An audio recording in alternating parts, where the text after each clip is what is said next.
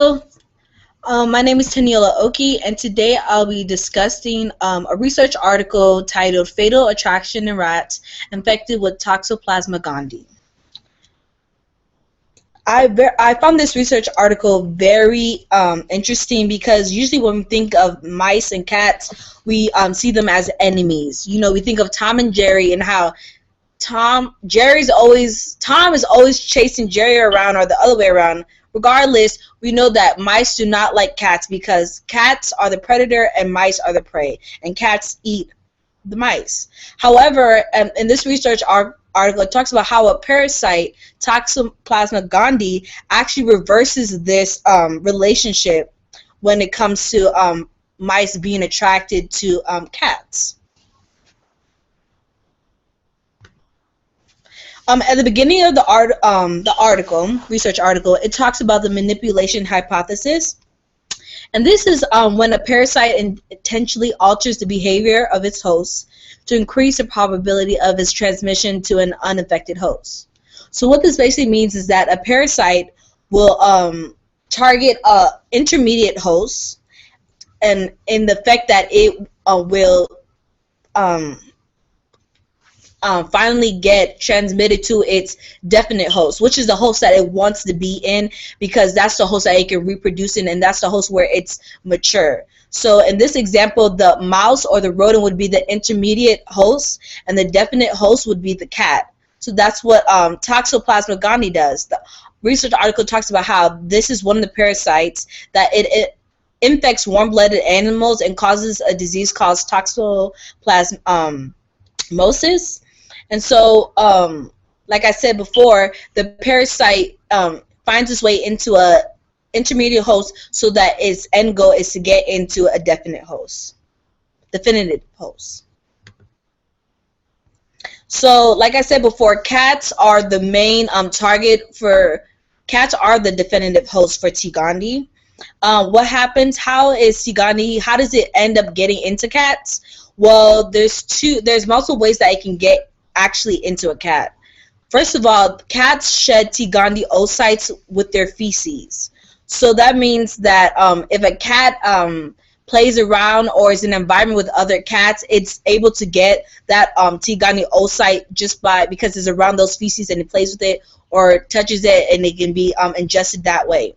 Another way that a cat can get the T. gondii parasite is by ingesting a rodent. And what would happen is that a rodent would ingest the oocyte, the T. gondii oocytes, and then the cat will ingest the rodent. So that way the T. gondii parasite finds itself into the cat by being in the rodent first. And so what happens is that when the oocytes are in the rodent, it forms parasitic cysts in the brain, which allows T. gondii to alter the behavior of the intermediate host, which would be the rodent. So it would alter that the behavior of the rodent, so that instead of hiding from the cat, the rodent now finds a way to be attracted to the cat and tries to go near a cat. So instead of being scared of the cat, it goes towards the cat. So it does the complete opposite. It alters the behavior of the intermediate host, which is the rodent.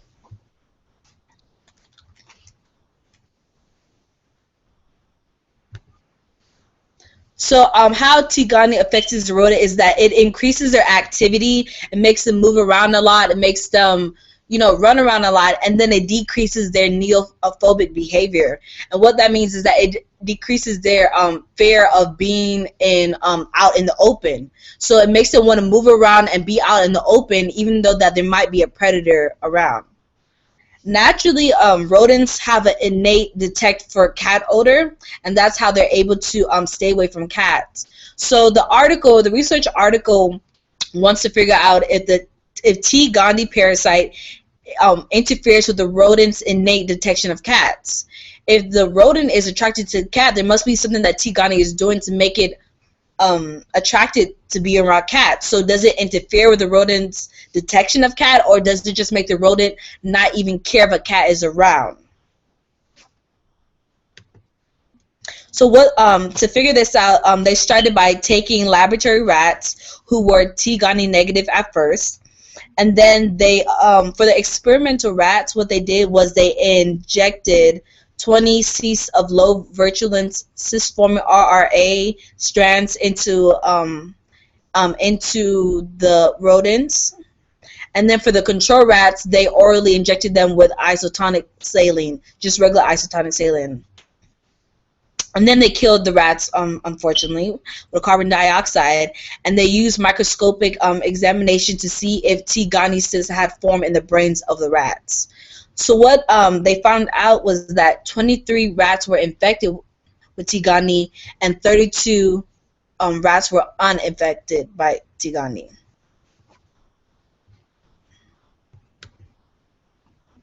So now to see if T. gondii affects the how the rat interacts or wants to go towards cats. What they did was that they made pens, and they divided each pen into 16 sections using bricks. And in each section there were 7 drops of 1 of 4 different odors.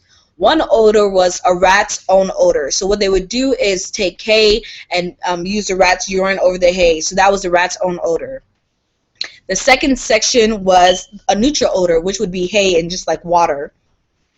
The third odor was the cat's odor. So they would take hay and use cat urine for that section.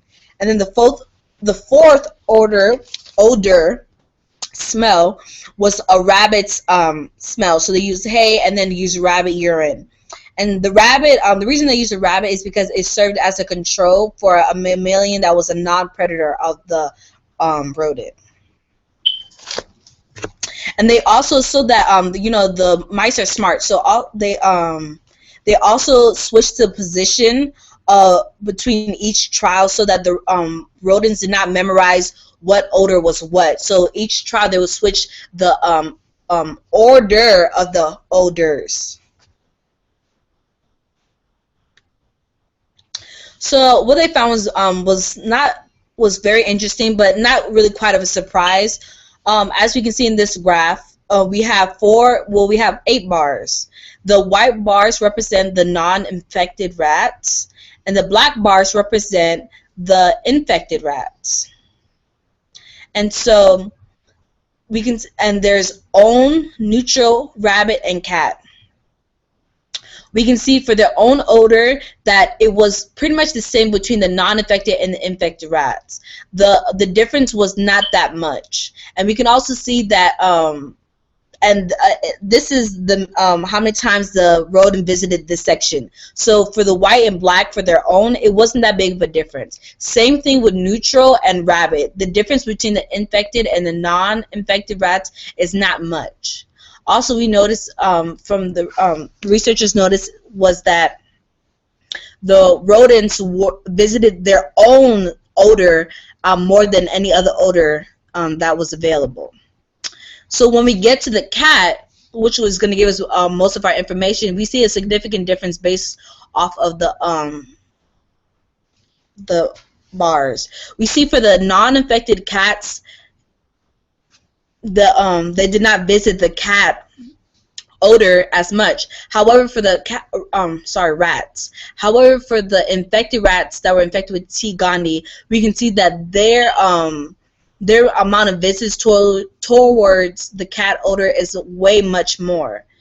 The visits is way much worse. There's a significant difference between these 2 bars than any other bar. So it kind of supports the hypothesis that rats that are infected with T. gondii are attracted to the odor of cat or are not scared of going towards a cat.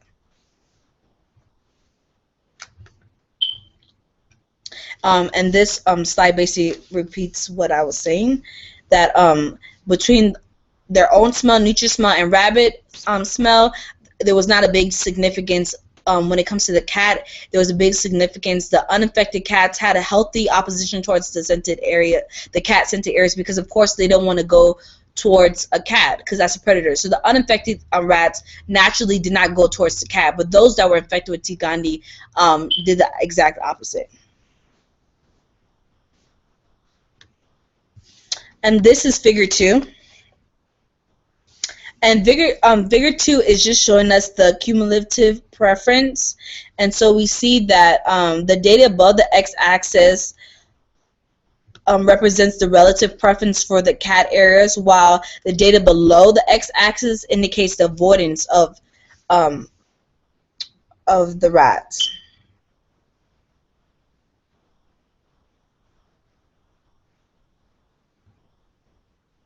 And the rising line for the unaffected rats indicate a prolonged and sensible avoidance of cat-scented area that is essential maintained throughout the night.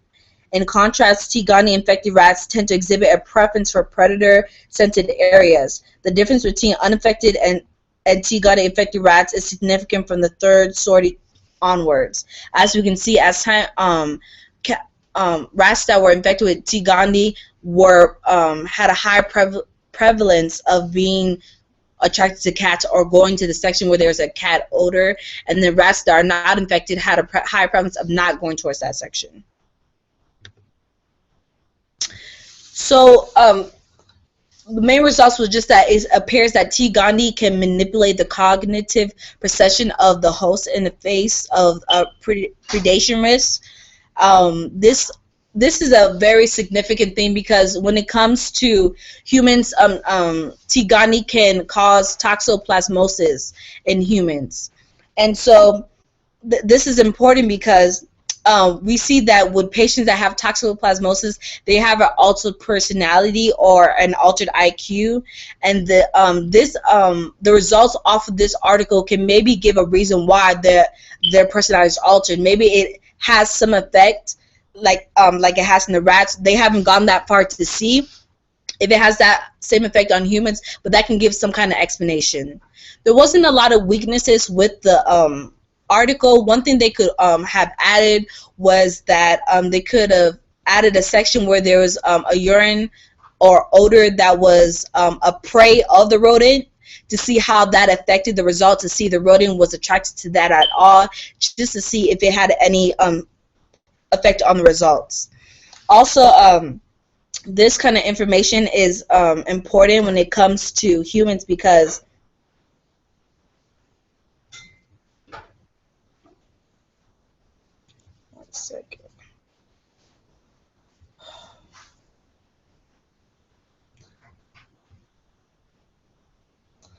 is important when it comes to humans is because when you have a strong immune system, it might not have much of an effect, but when a human has a weak immune system, especially those patients that have HIV or AIDS, toxoplasmosis can lead to seizures and life-threatening illness such as encephalitis, which is a serious brain infection. And when they have a weak immune system, toxoplasmosis can be fatal. So figuring out how toxoplasmosis affects the brain of humans is significant. So this kind of research, if it's furthered to see how it affects humans when toxoplasmosis is in the brain of a human, it will be a very important, it can lead to very important results that can help the medical field. So, like I said before, I really enjoyed this article.